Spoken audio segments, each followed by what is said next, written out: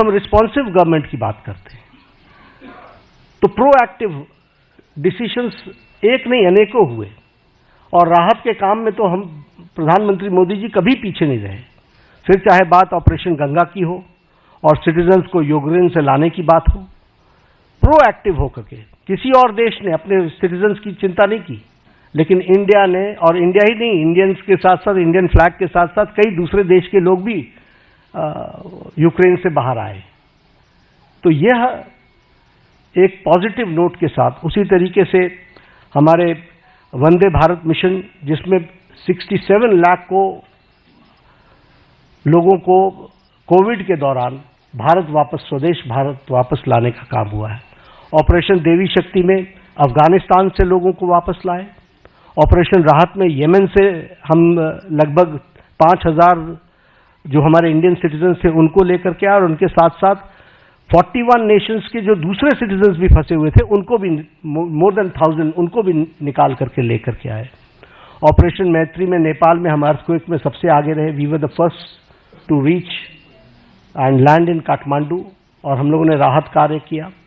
और अगर मैं ऑपरेशन वैक्सीन मैत्री की बात करूं तो ये बार बार मैं याद दिलाना चाहता हूं कि मोर देन 150 कंट्रीज में हमने वैक्सीन को पहुंचाया और हमने कोशिश की कम से कम 48 कंट्रीज को तो फ्री वैक्सीन दी गई है और ये वैक्सीन मैत्री में भी हम प्रोएक्टिव रहे। कोविड मैनेजमेंट पर मैं जरूर बोलना चाहूंगा क्योंकि जब मैं रिस्पॉन्सिबल और रिस्पॉन्सिव गवर्नमेंट की बात करता हूं, देखिए ये पेंडेमिक सारी दुनिया के लिए आया था। ये पेंडेमिक इस शताब्दी का सबसे बड़ा पेंडेमिक रहा और इस पेंडेमिक में विभिन्न कंट्रीज ने अपने अपने तरीके से रिस्पॉन्ड किया क्योंकि इसके रिस्पॉन्ड करने का कोई तरीका नहीं था। सबने अपने अपने तरीके से रिस्पॉन्ड किया, लेकिन जो मोदी जी के नेतृत्व में भारत ने जिस तरीके से कोविड को रिस्पॉन्ड किया किसी कंट्री ने नहीं किया।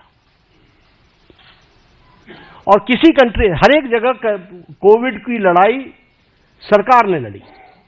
भारत में मोदी जी ने कोविड की लड़ाई जनता के साथ मिलकर के लड़ा।